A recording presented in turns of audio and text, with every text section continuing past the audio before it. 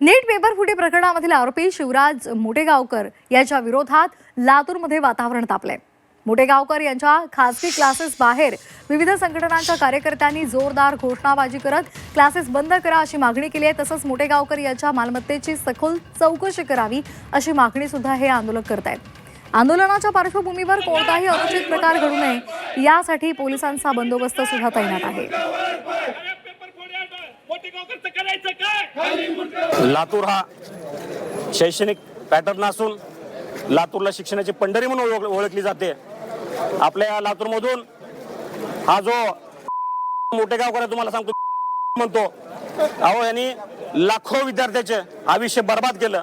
जे ग्रामीण भागामधून विद्यार्थी येतात त्यांचे वडील तुम्हाला सांगतो काबाड कष्ट करून शेती घाण ठेवून सोनं नाणं घाण ठेवून तुम्हाला सांगतो ते विद्यार्थ्यांना या ठिकाणी शिक्षणासाठी पाठवतात। परंतु असे विद्यार्थी वंचित राहिले आणि ज्यांच्याकडे माल आहे तुम्हाला सांगतो अशा लोकांनी या मोटेगावकरून तुम्हाला सांगतो पेपर विकत घेतला आणि त्यांचे विद्यार्थी चांगल्या मार्काने पास झाले। अहो लातूरचं खूप मोठं नाव बदनाम झालं।